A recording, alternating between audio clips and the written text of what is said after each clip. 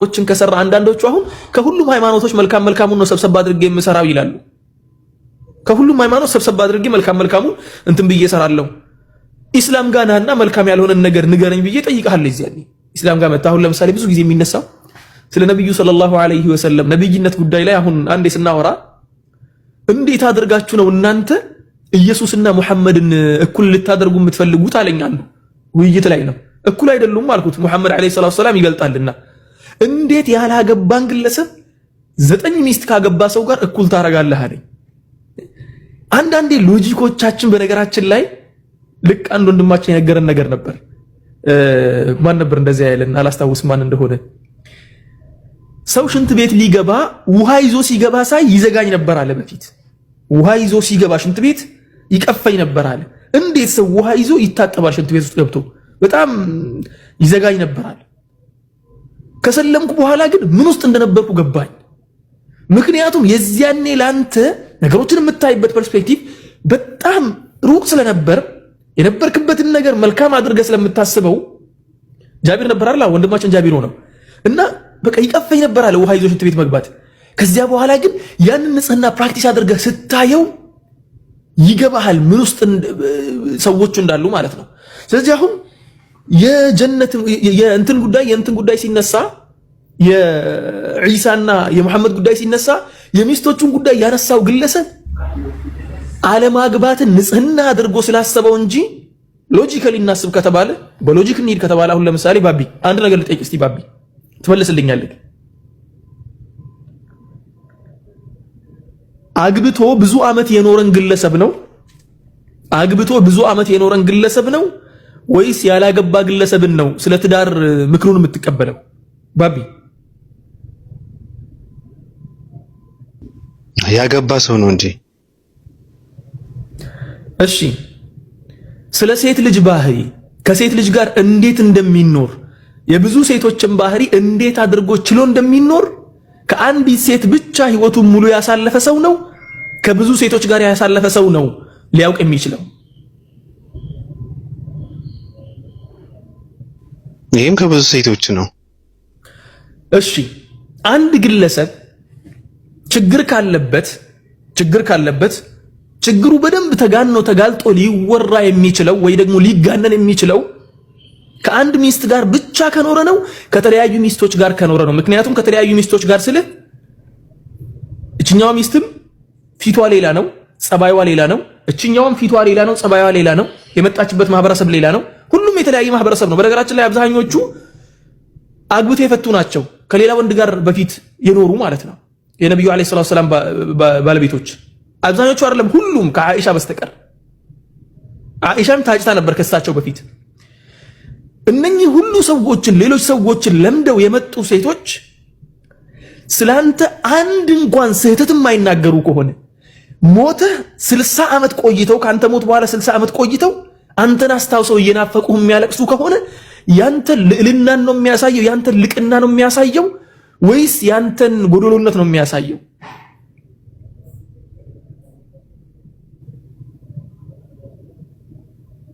ባቢ ይጠብቁ። አይ የሚሉ ሰዎች ይመልሱት። ስለዚህ አሁን ስለ ነብዩ ሰለላሁ ዐለይሂ ወሰለም ጥፋት አድርጎ የሚታሰበው 9 ሚስት ማግባታቸው ነው ይለዋል። 9 ሚስት አግብተው ከ9ኙም ጋር በሰላም መኖር መቻላቸው። ሁሉም ሚስቶች ሲጠየቁ ነብዩ እንዴት ናቸው ሲባሉ ቁርአን ናቸው ሲባሉ አስቡ እስቲ። ሚስት እኮ 3 ሚስት ያለው ግለሰብ እኮ አሁን ላይ ሙስሊም ሆኖ ሼህ ሆኖ 3 ሚስት ያለውን ግለሰብ ብትጠይቃት አንዷን ሚስት እሱ ዞር ብሎ ማያየኝም ትላለች። ያቺኛዋ ግን አይ በጣም ይወደኛል ጥሩ ነው ለሌ ትላለች። በተለይ መጨረሻ ላይ የሚያገቡት ማለት ነው የመጨረሻዋን ያስደስቷትና ሌሎቿን ሐቃቸውን ያበላሻሉ አብዛኞቹ። ነብዩ ደግሞ አለይሂ ሰላቱ ወሰላም ያ ነገር እንዳይከሰት ከነኚህ ሁላ ሚስቶች ጋር ሲኖሩ በሰላም አንድም ቀን ሳያስከፏቸው። በነገራችን ላይ ነብዩ አለይሂ ሰላቱ ወሰላም በህይወት ዘመናቸው ከ9 ሚስት ጋር እየኖሩ አንድ ቀን አንዲትን ሚስት መተው እንደማያውቁ ታውቃላችሁ? ሚስትን አይደለም አገልጋይ ነበራቸው አለይሂ ሰላቱ ወሰላም። አገልጋያቸው አንድ ቀን ተቆጥተውኝ አያውቁም ማለት ቢላሂ አለይክ። እስቲ አስበው ምን አይነት ልዕልና ነው? ተግባባን? ምን አይነት ልዕልና ነው? አገልጋዮችን ንክችማ ያደርጉ ሰዎችን ሲመክሩ አሁን ስለ ባርነት ጉዳይ ይነሳል አይደል? ስለ ኢስላም እንትን ካለ ስለ ኢስላም ከተወራ እኮ ስለ ባርነት ጉዳይ ይነሳል። ባርነትን እኮ ኢስላም እኮ አጸደቀ የሚል ጥያቄ ይመጣል። ስለ ባርነት አውራ ብትሉኝ ወላሂ ነው የምላችሁ በዓለማችን ላይ ካሉ ሃይማኖቶች ለኢስላም ትልቅ ክሬዲት ያስቀምጣላችሁ በባርነት ጉዳይ ላይ ማለት ነው። ስለ ባርነት ጉዳይ ሲነሳ ባወራ ደስ ባለኝ ነበር። ወላኪን ጊዜው እንዳላሻማባችሁና የመጀመሪያውን ፖይንት እንዳልስት ወደ ፖይንቴ ልመለስና የባርነቱን ጉዳይ አውራ ካላችሁኝ አወራላችኋለሁ፣ ችግር የለውም። ነገሩን ጠቅላላ አድርጌ ስነግርህ አምላክ አለ። ያ አምላክ ደግሞ ያዘዘበት ነገር አለ። እኔን እመኑኝ ነው ያለው። በቃ እኔን ተከተሉኝ፣ እኔን እመኑኝ፣ እኔን አምልኩኝ። እሱን ታመልከዋለህ ታገኛለህ ምንዳህን። እሱን ካላመለከው ደግሞ ካመለከው አምላክ ነው የምትፈልገው ምንዳም ማለት ነው። አሁን ለምሳሌ እኔ እንትን የለኝም ብለሃል፣ ተግባባን። ለምሳሌ ነው ያልኩህ ሃይማኖት የለኝም ግን አምላክ እንዳለ አምናለሁ። የትኛውን አምላክ ነው ታዲያ የምታምነው? ሃይማኖት ከሌለ የትኛውን አምላክ ነው ታዲያ የምታምነው? አይ እንዳለ ብቻ አምናለሁ ከሆነ ማመን አይባልም። ያ መገመት ነው የሚባለው፣ ግምት ነው። ፈጣሪ ደግሞ ግምትን አይደለም የሚቀበለው ኢማንን ነው። ሐታ ከላኢላሃ ኢላላህ ሸርጦች መካከል እንትኖች አሉት፣ መስፈርቶች አሉት። ላኢላሃ ኢላላህ ከላኢላሃ ኢላላህ መስፈርቶች መካከል ትልቁና ዋነኛው ምን መሰለ? አተስዲቅ ነው። ማመን بحيث لا يدع مجالا للشك ነው የሚለው። በምንም አይነት ሁኔታ ጥርጣሬ በማይገባበት መልኩ ጥርት አድርጎ ብቸኛው የፈጠረኝ ያስገኘኝ እንዳመልከው ያዘዘኝ አምላክ ብቸኛው አላህ ብቻና ብቻ ነው ብሎ ማመን ነው። ስታምን ያለ ጥርጥር ማለት ነው። እንዴው ጥርጣሬ ውስጥ ሊመጣ ይፈልጋል። አዎ የሚያውቁ ሰዎች አሉ። ፈስአሉ አህለ ዚክሪ ኢን ኩንቱም ላ ተዕለሙን። ያልገባህን ነገር ሂድና ጠይቃቸው የማያውቁትን ሰዎች። ከዚያ በኋላ ኢማንህን ታድሳለህ። ተግባባን። አለበለዚያ ግን እየተጠራጠርክ ይሄም ሊሆን ይችላል ያ አምላክ ጋር አይሰራም ማለት ነው። ነብዩ ደግሞ አለይሂ ሰላቱ ወሰላም ያስቀመጡት ነገር አለ። እንኳን በቀደምት ሃይማኖቶች ያላመኑት ይቅርና በቀደምት ሃይማኖቶች ያመኑ ወይ ደግሞ ቀደምት ሃይማኖቶች የሚባሉት በፊት የነበሩ የተበረዙ ሃይማኖቶች ናቸው። አላህ Subhanahu Wa Ta'ala የላከው እስልምና ተበርዞ አይሁድነት ሆኗል። እስልምናው ተበርዞ ክርስትና ሆኗል። እነዚህ ክርስትናንና አይሁድነትን የሚከተሉ ሰዎች እንኳን አሉ እኔ ከተላኩ በኋላ እኔን ከሰሙኝ በኋላ በኔም ማያምኑ ከሆነ ጀነትን አይገባዋትም አሉ። ምክንያቱ ሲባል ትክክለኛውና ጥርት ያለው ስርዝ ድልዝ የሌለበት የአላህ Subhanahu Wa Ta'ala ሃይማኖት ይሄ ስለሆነ አንድ። ሁለተኛ ነገር ደግሞ ከሁሉም ነቢያቶች አንዱን ነጥሎ አንዱን ከካደ በሁሉም እንደካደ ስለሚቆጠር ላ ንፈርቁ በይነ አሐድ ሚን ሩሱሊሂ ነው። አንዱንም ነብይ ከአንዱ ስለማና በላልጥ ማለት ነው። ያ ነው የምላችሁ ወንድሞች። ስለዚህ አምላክ እንዳለ አምናለሁ፣ ወላኪን እንትን እንደሆነ ኤግዛክትሊ እከሌ ነው ብዬ አላምንም ወይ ደግሞ አላስቀምጠው የሚለው ነገር ችግር ነው ለማለት ያክል ነው። ተግባባን።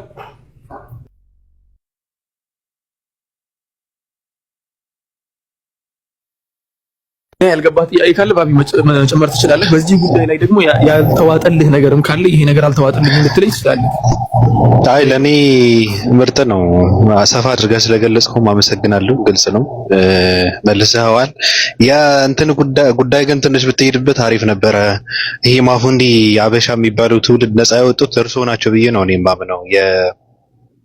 የቢላልን ታሪክ እኔ ስላነበብኩ ስለማውቀው ነፃ ያወጡት በተለይ ጥቁር ህዝብ የሚባለው እርሶ ነፃ እንዳወጡት ነው እኔ የማምነው ከሱ አንፃር ታይቶና እሱ ትንሽ ብትሄድበት አሪፍ ነው። መልካም ባቢ እድሉን ከሰጣችሁኝ አመሰግናለሁ። ልጨምር ምን መሰላችሁ ከእንትን ጋር ተያይዞ ከባርነት ጋር ተያይዞ ብዙ ጊዜ ተሩጦ የሚመጣበት ነጥብ ስለ ቢላል ጉዳይ ነው ብዙ ጊዜ የሚነሳው። ግን ማለት ነው ከቢላልም በፊት በጣም ብዙ ኮንሰፕቶች አሉ ከባርነት ጋር ተያይዞ።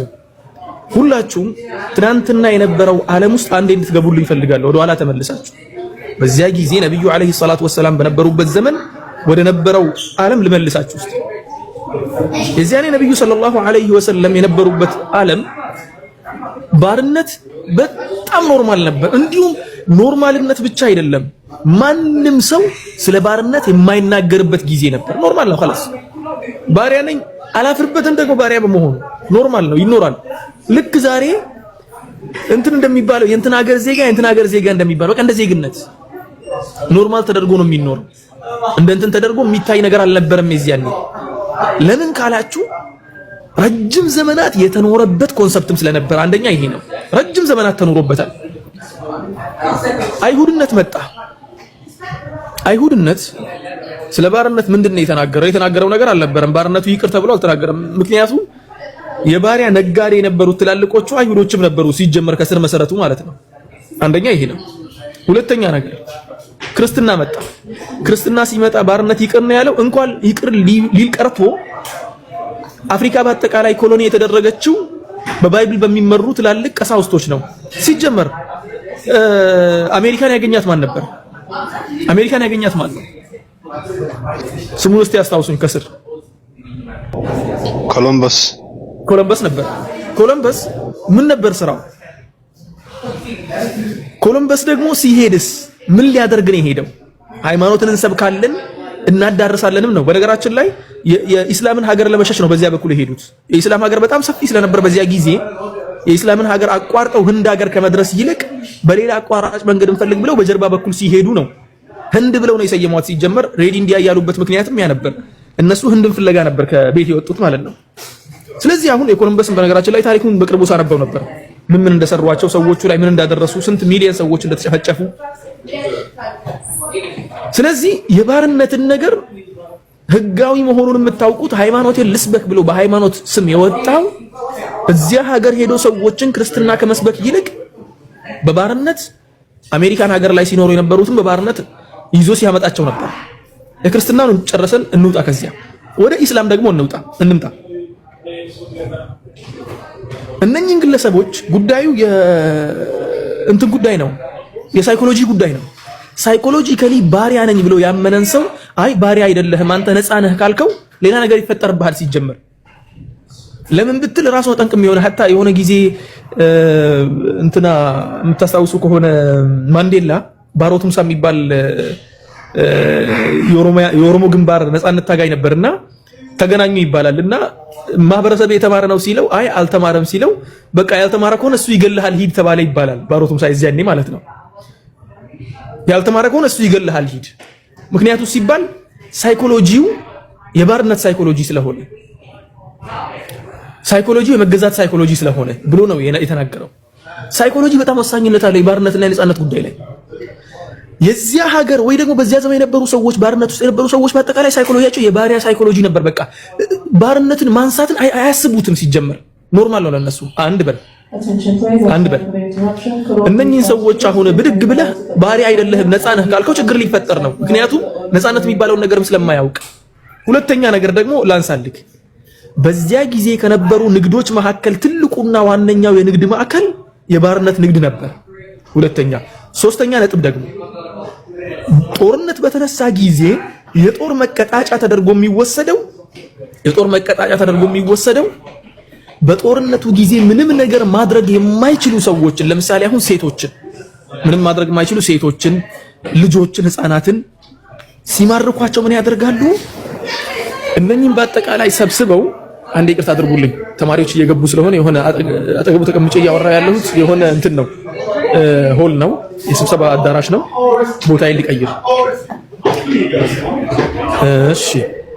ስለዚህ አሁን ሶስተኛው ነጥብ ምን መሰላችሁ? እነኚህ ሰዎች አሁን የባሪያ ንግዱን የሚሰሩ ሰዎች የባሪያ ንግዱ ለነሱ መተዳደሪያም ነው።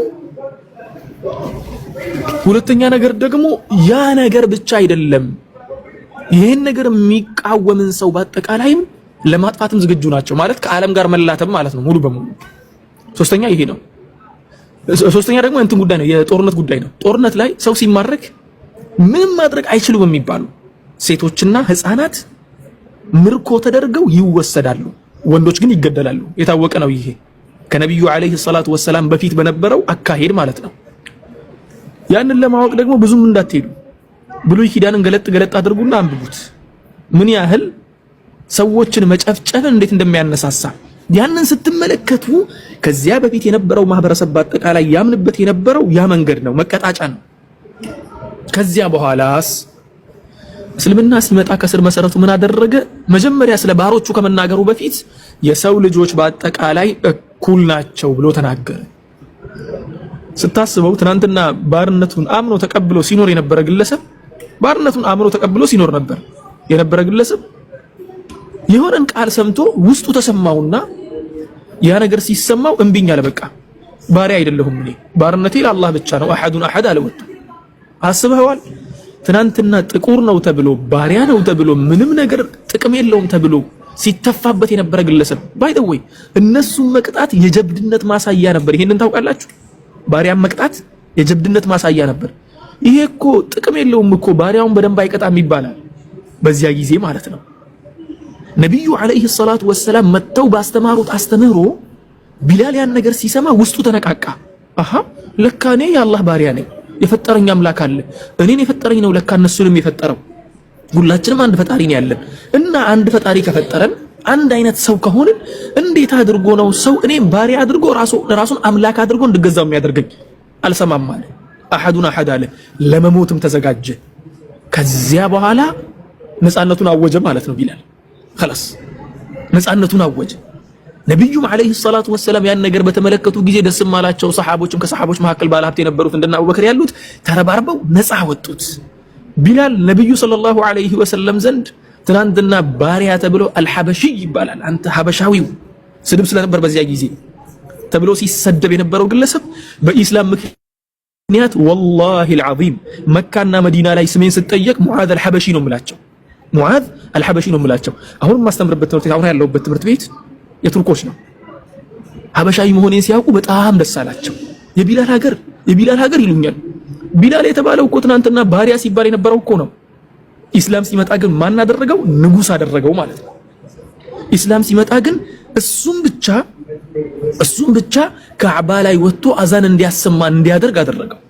የነብዩ ባልደረባ ማንም ዘንድ የምንከበርበት አባት ሆነን ማለት ነው። ቢላል ብቻ አይደለም ብዙ ባሮችም ከዚያ በኋላ ከባርነቱ ነፃ ወጡ። ከዚያ በኋላ ወደ ሌላም ነጥብ እመጣልሃለሁ። ይሄ ኢስላም የሳይኮሎጂውን ጉዳይ እንዴት አድርጎ እንደሰራበት ግልጽ ነው መሰለኝ። የሳይኮሎጂው ነገር ማለት ነው። ሳይኮሎጂውን አነቃቃ። አንተ የሰው ልጅ ባሪያ አይደለህም፣ አንተ የፈጣሪህ ባሪያ ነህ። ሐታ ነብዩ ሰለላሁ ዐለይሂ ወሰለም ሐዲታቸው ላይ ሲናገሩ ባሪያዬ ብለህ ሰውን አትጥሩ ነው ያሉት። እንዲሁ የእናንተ አገልጋይ እንኳን ቢሆኑ ባሪያዬ አትበሉ። የኔ ልጅ ማለት የወለድኩት ሳይሆን እኔ የማዘው ልጅ ወይ ደግሞ እኔን የሚያገለግለኝ ልጅ በሉ እንጂ ባሪያዬ አትበሉ። በኢስላም የተከለከለ እንደሆነ ታውቃላችሁ። አብዲ ብሎ ማለት አብዲ በኦሮሚፋ ወይ ደግሞ በሶማሌኛው አይደለም ላ አብዲ ብሎ በዐይን አብዲ ማለት ክልክል ነው በኢስላም። ባሪያዬ ማለት ክልክል ነው። ለምን? ምክንያቱም ባርነት ለአላህ ብቻ የተገባ ስለሆነ። ኢስላም ሲመጣ ይሄን ነው ፈንቅሎ ያወጣው ማለት ነው መጀመሪያ። ያ ማለት ኢስላም ውስጥ የነበሩ ሰዎች ሳይኮሎጂካሊ ሐታ የባርነት ስም እንኳን ቢኖርባቸው ችግር የለባቸውም እኩል እንደሆኑ እርግጠኛ ስለሆኑ። አንድ ይሄ ነው። ሁለተኛ ነጥብ ኢስላም ውስጥ ትላልቅ ዑለሞች ከሚባሉት መካከል እንደነ ጣውስ ያሉ ናቸው። ጣውስ ከታቢዖች መካከል ትልቅ ዓሊም ነው። ጣውስ ትላልቅ የሙስሊም ንጉሶች እሱ ጋር መተው እግራቸውን አጣጥፈው እንዲቁጭ ብለው ምስኪን መስለው ይቀመጡ ነበር ከሱ ዕውቀትን ለመውሰድ። ማን እንደነበር ታውቃላችሁ?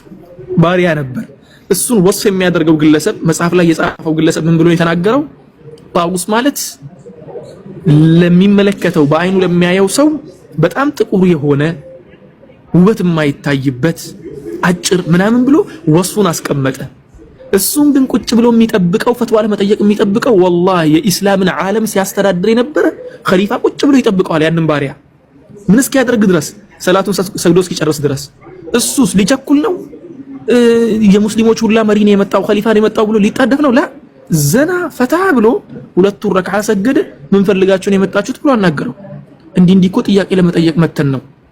ከዚያ በኋላ ከዚያ ቤት ሲወጡ ንጉሱ ልጁን አናገረው። ልጄ ተመለከትክ አይደል አለው። ዕውቀትን ስታገኝ አላህ ዕውቀትን ሲያሸምትህ መንግስቶችን ቤትህ ፊት ለፊት ቁጭ አስደርጋህ አስቀምጠህ አንተ ሰዎች ሁላ መተው አንተ ቤት ፊት ለፊት የሚሰለፉት ሰው መንግስትን ቁጭ አድርገህ ሰልፍ ታስቀምጠዋለህ አለው። ስለዚህ ኢስላም ሳይኮሎጂካሊ ይሄን ያክል እንጫናን የፈጠረው እንለፈው ይሄኛው።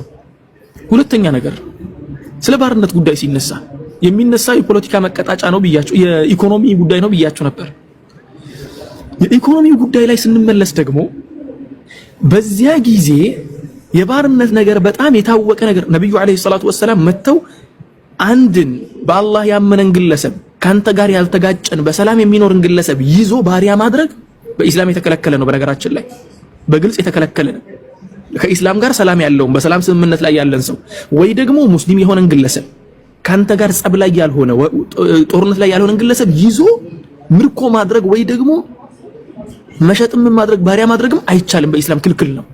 ግን ግለሰቡ ካንተ ጋር ጦርነት ላይ ከሆነ የምትዋጉ ከሆነ ውጊያ ላይ አግንተህ ያዝከው ከኢስላም በፊት ምን ይደረጋል ነው ያልኳችሁ? ይገደል ነበር ከኢስላም በፊት።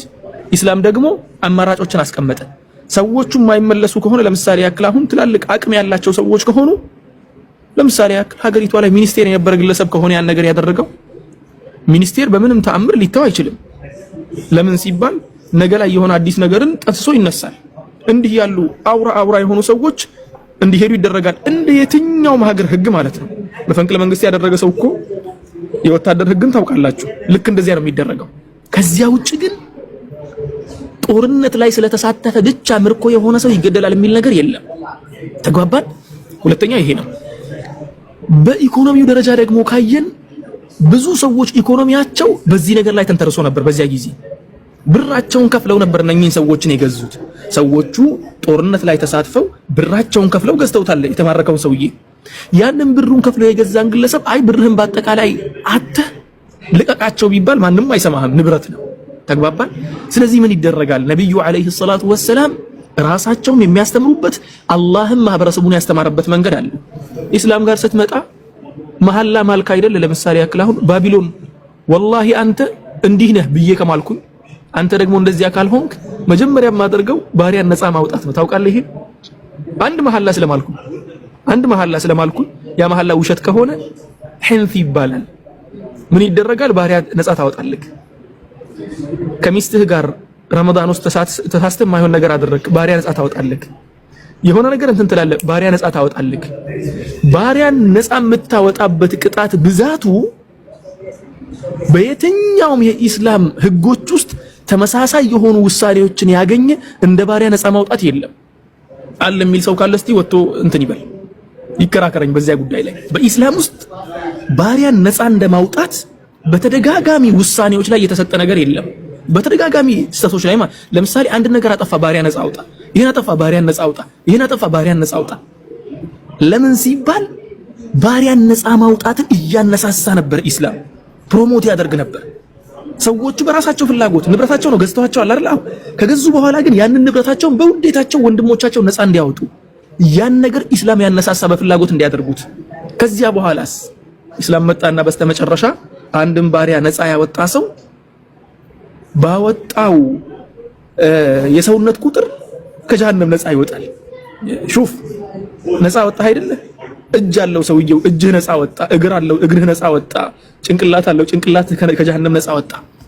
ስለዚህ ባሪያ ነፃ ማውጣት የሚባለው ነገር በኢስላም ዋጅብ አልተደረገም እንጂ በጣም ትላልቅ ከሚባሉት እንትኖች መካከል አንደኛው ይሄ ነው።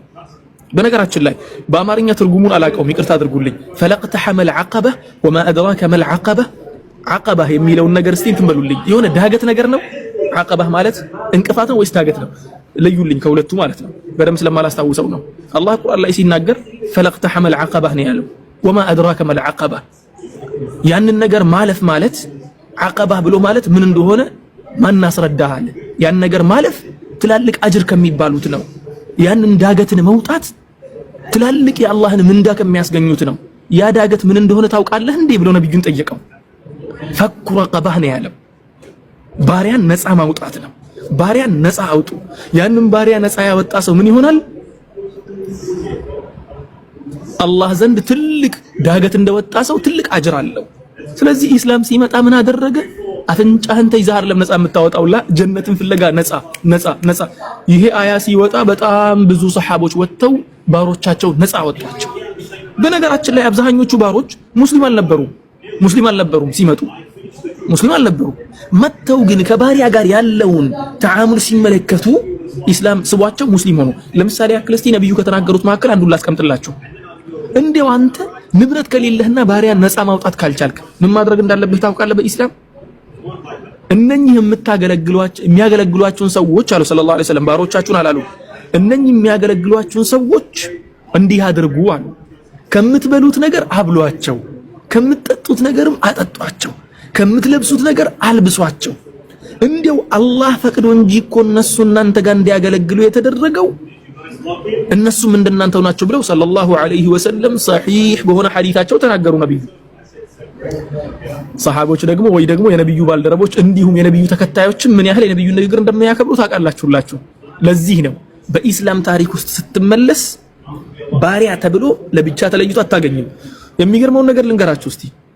ባሪያ ሀገር ላይ ነገሰ ሲባል ሰምታችሁ ታውቃላችሁ? አታውቁም አይደለ? ደውለተል መማሊክ የሚባል አለ በኢስላም። ደውለተል መማሊክ ማለት የባሮች መንግስት የሚባል ነው።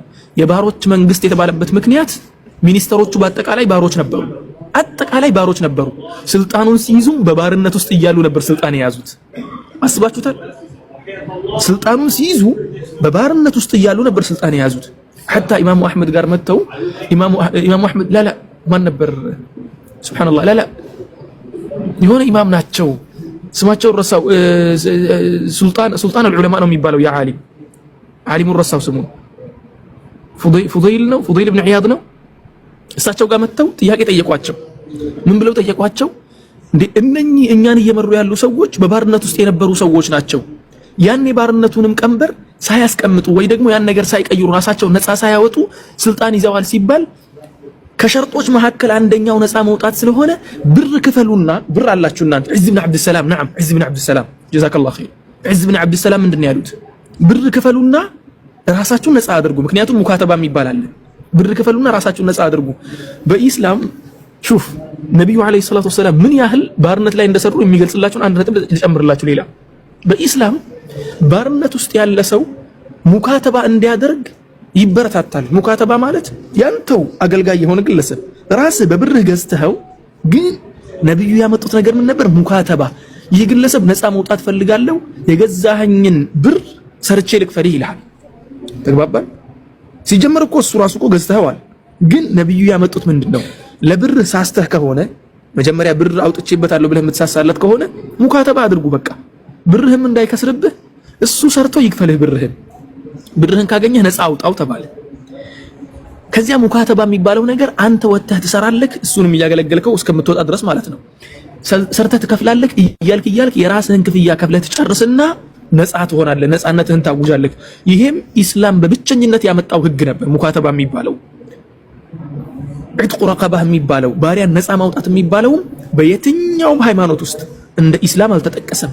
ለምን? ኢስላም ሰዎችን ነፃ ማውጣትን ስለሚፈልግና የመጀመሪያው የኢስላም ኮንሰፕትም ራሱ ሰዎችን ከባርነት ወደ አምላክ ባርነት ማሸጋገር ስለነበር ማለት ነው። ስለዚህ ኢስላም ስለ ባርነት ጉዳይ ሲነሳ ደረታችንን ነፍተን አንገታችንን ቀና አርገን የምናወራበት ነገር እንጂ የምናፍርበት እኮ የባርነት ጉዳይ እኮ የምንልበት ነገር አይደለም። ደረታችንን መተን ነው የምንናገረው ስለ ባርነት ጉዳይ ሲነሳ። ምክንያቱም ደውለተል መማሊክን ሊያቋቁም የቻለ ሃይማኖት ስላለ። ምክንያቱም ቢላል ኢብኑ ረባህ ከሀገራችን ሲወጣ የሀገራችን ሰዎች ውሻ አድርገው ሸጠውት፣ ወይ ደግሞ የሱን ቤተሰቦች ውሻ አድርገው ሸጠዋቸው። ነብዩ አለይሂ ሰላቱ ወሰላም እግሩን አክብረው በእግሩ ካዕባን እንዲረግጣት ካዕባ ላይ ወጥቶ አዛን እንዲያደርግ ስላደረጉት። ምክንያቱም ያንተን እርምጃ ጀነት ውስጥ ሰማው ብለው ነብዩ የመሰከሩለት ቢላል ሀገራችን ላይ ሲተፋበት ትንሽ ተደርጎ ሲታሰብ የነበረ ግለሰብ ስለነበር ማለት ነው። ኢስላም ይሄ ነው። ስለ ባርነት ጉዳይም ይሄን ይመስላል። በነገራችን ላይ ከዚህ ውጭ ብዙ ነጥቦች አሉ። እኔ ደግሞ አንድ ነጥብ ከጀመርኩኝ በጣም ቆይበታለሁ። خلاص በዚህ ይብቃኝ።